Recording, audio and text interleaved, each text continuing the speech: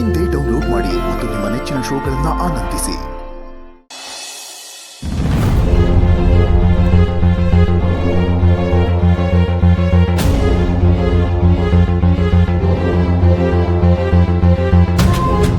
ಏ ಭಾಗ್ಯ, ನೀನು ಇಲ್ಲಿದ್ಯಾ?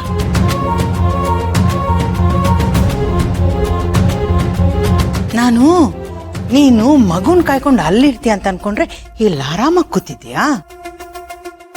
ಸರಿ ಬಿಡು, ನಾನೀಗ ನಿನ್ನ ಹತ್ರ ಒಂದು ಮುಖ್ಯವಾದ ವಿಷಯ ಮಾತಾಡಬೇಕು.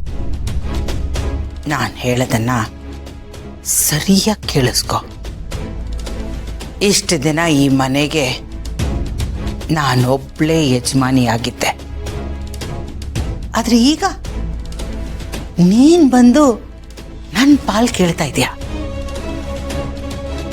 ನನ್ನ ಜಾಗನ ಕಿತ್ಕೊಳ್ಳಕ್ ನೋಡ್ತಾ ಇದೀಯ. ಅದು ನನ್ನ ಚಿಂತೆಗೆ ಕಾರಣ ಆಗಿರೋದು. ನಿನ್ನಿಂದಾಗಿ ನನ್ನ ನೆಮ್ಮದಿ ಹಾಳಾಗ್ತಾ ಇದೆ. ಮುಂದೆ ಏನು ಅಂತ ನನಗೆ ಟೆನ್ಷನ್ ಆಗ್ತಾ ಇದೆ. ಅದಕ್ಕೆ ನಾನು ಚೆನ್ನಾಗಿರ್ಬೇಕು, ನನ್ನ ಬುಡ ಅಳ್ಳಾಡಬಾರ್ದು ಅಂದ್ರೆ ನೀನು ಬದುಕಿರಬಾರ್ದು. ಈ ಮನೆಗೆ ಯಾವತ್ತಿದ್ರೂ ನಾನು ಯಜಮಾನಿಯಾಗಿರ್ಬೇಕು. ನಾನು ಒಬ್ಳೆ. ಅದಕ್ಕೆ ನಾನೊಂದು ಪ್ಲಾನ್ ಮಾಡಿದ್ದೀನಿ.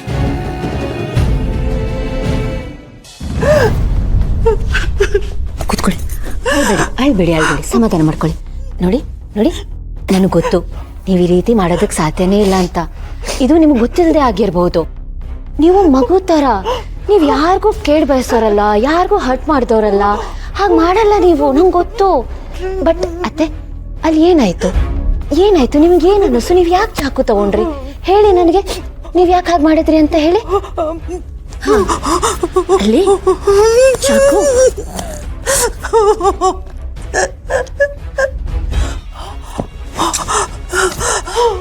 ಪ್ರತಿ ಸಲ ಹೀಗೆ ಆಗತ್ತೆ. ಇವ್ರೇನೋ ಹೇಳೋದಕ್ಕೆ ಟ್ರೈ ಮಾಡ್ತಾರೆ, ಅದು ನನ್ಗೆ ಅರ್ಥನೇ ಆಗಲ್ಲ. ಇವ್ರ ನೋವನ್ನ, ಸಂಕಟನ ನಾನು ಹೇಗೆ ಅರ್ಥ ಮಾಡ್ಕೊಳ್ಳಿ? ಸರಿ, ನೀವು ಸಮಾಧಾನ ಮಾಡ್ಕೊಳ್ಳಿ. ಅಳ್ಬೇಡಿ, ಸಮಾಧಾನ ಮಾಡ್ಕೊಳ್ಳಿ. ನೀವು ಸಮಾಧಾನ ಮಾಡ್ಕೊಳ್ಳಿ. ಅತ್ತೆ, ಒಂದಲ್ಲ ಒಂದಿನ ಎಲ್ಲ ಸರಿ ಹೋಗುತ್ತತ್ತೆ. ಈ ನಿಮ್ಮ ನೋವು, ಈ ಸಂಕಟ, ಇದೆಲ್ಲದ್ರಿಂದ ನಿಮಗೆ ಮುಕ್ತಿ ಸಿಗುತ್ತೆ. ಸಮಯ ಎಲ್ಲ ಸರಿ ಮಾಡುತ್ತೆ. ನೀವು ಸರಿ ಹೋಗ್ತೀರಾ.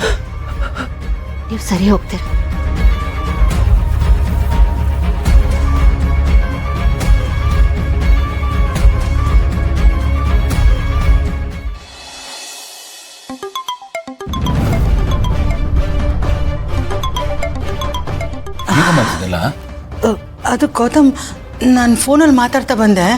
ಹಿಂದೆ ಯಾರೋ ಬಂದಂಗಾಯ್ತು. ತಿರುಗಿ ನೋಡಿದೆ, ಭಾಗ್ಯಕ್ಕ ಚಾಕು ಇಟ್ಕೊಂಡು ನಿಂತಿದ್ರು. ಅಕ್ಕ ಏನಕ್ಕ ಮಾಡ್ತಾ ಇದೆ ಅಂತ ಹೇಳಿದ ತಕ್ಷಣ ಚಾಕುವಲ್ಲಿ ಅಟ್ಯಾಕ್ ಮಾಡಿದ್ರು. ನನ್ನ ಕೈ ಅಡ್ಡ ಕೊಟ್ಟೆ, ಹಾಗೆ ಕಟ್ಟಾಗೋಯ್ತು. ಅಲ್ಲ, ಅಮ್ಮನ ಕೈ ಚಾಕು ಹೇಗೆ ಬಂತು ಅಂತ ಅದೇ ನನಗೂ ಅರ್ಥ ಆಗ್ತಾ ಇಲ್ಲ ಗೌತಮ್. ಮೋಸ್ಟ್ಲಿ ಮೊದಲೇ ತಂದು ಇಟ್ಕೊಂಡಿರ್ಬೇಕು ಅಂತ ಅನ್ನಿಸ್ತಾ ಇದೆ. ಅವ್ರಿಗೆ ಯಾವಾಗ ಏನು ಅನ್ಸುತ್ತೋ ಯಾರು ಗೊತ್ತು. ಅವ್ರಿಗೇನು ಅನ್ಸುತ್ತೋ ಅದನ್ನೇ ಮಾಡ್ತಾರೆ.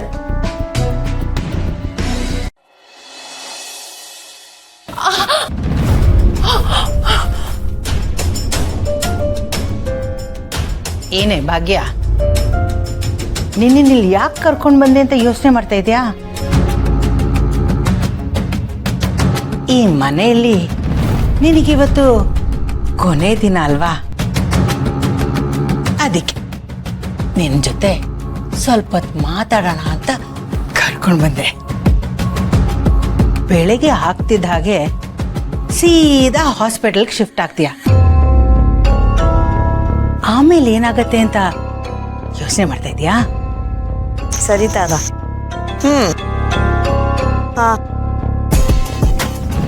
ತದಾ ಇರು, ಆಮೇಲೆ ಮಾಡ್ತೀನಿ.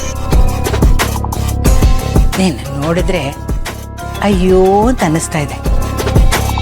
ಎಲ್ಲೋ ಇದ್ದೆ, ಅಲ್ಲೇ ಇದ್ದಿದ್ರೆ ಸೇಫ್ ಆಗಿರ್ತಿದ್ದೆ. ವಾಪಸ್ ಬಂದು ತಪ್ಪು ಮಾಡ್ಬಿಟ್ಟೆ ಭಾಗ್ಯ. ನೋಡ್ತಾ ಇರು ಮುಂದಕ್ಕೆ ಏನೆಲ್ಲ ಆಗತ್ತೆ ಅಂತ. ಇಲ್ಲಿಂದ ಹಾಸ್ಪಿಟಲ್ಗೆ ಶಿಫ್ಟ್ ಆಗ್ತೀಯಾ, ಅಲ್ಲಿಂದ ನೇರವಾಗಿ ಪರಲೋಕಕ್ಕೆ ಹೊರಟೋಗ್ತೀಯ.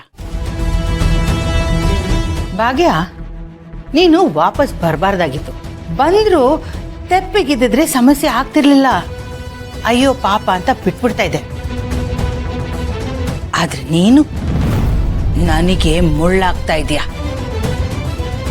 ಸರಿ ಹೋಗಿದ್ರು ಸರಿ ಹೋಗಿಲ್ಲ ಅನ್ನೋ ತರ ನಾಟಕ ಮಾಡ್ತಾ ಇದೀಯಾ.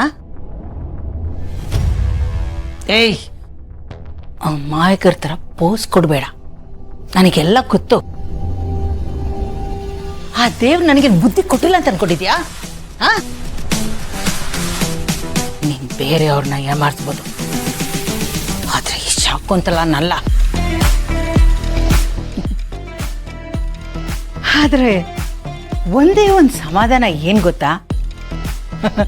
ನಿನಗೆ ಮಾತು ಬರದೇ ಇರೋದು. ನಿನಗೆ ಮಾತು ಬರದೇ ಇರೋದೇ ನಿನಗೆ ಅದೃಷ್ಟ.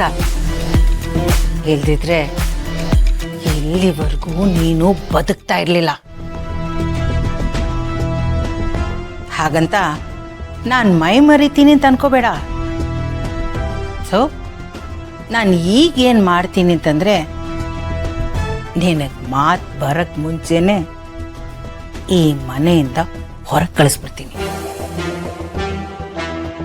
ಹೇಗೋ ನಿನ್ನ ಸಿಚುವೇಶನ್ ವರ್ಸ್ ಆಗಿದೆ ಅಂತ ಎಲ್ರಿಗೂ ಪ್ರೂವ್ ಮಾಡಿ ಸ್ಟೇಜನ್ನು ಕಟ್ಬಿಟ್ಟಿದ್ದೀನಿ.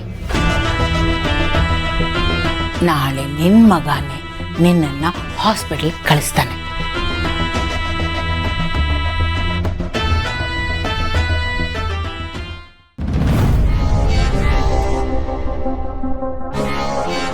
ಕೈ ಮುಗಿದ್ಬಿಟ್ರೆ ನಾನು ಬಿಟ್ಬಿಡ್ತೀನ? ಎಲ್ಲ ನನಗ್ ಬೇಕಾದಾಗೆ ನಡೀತಾ ಇದೆ. ನಡಿಬೇಕು, ನಡೆಸ್ತೀನಿ. ನೀ ಎಷ್ಟು ಬೇಡ್ಕೊಂಡ್ರು ಅಷ್ಟೇ. ನೀನ್ ಇಲ್ಲಿಂದ ಹೋಗ್ಬೇಕು.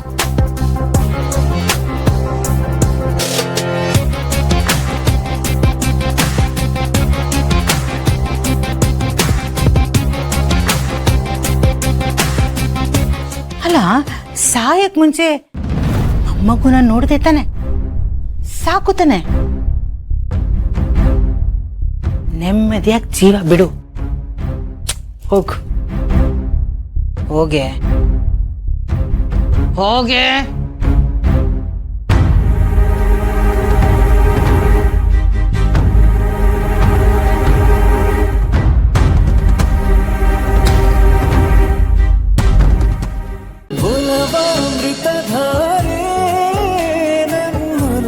ಅಮೃತಧಾರೆ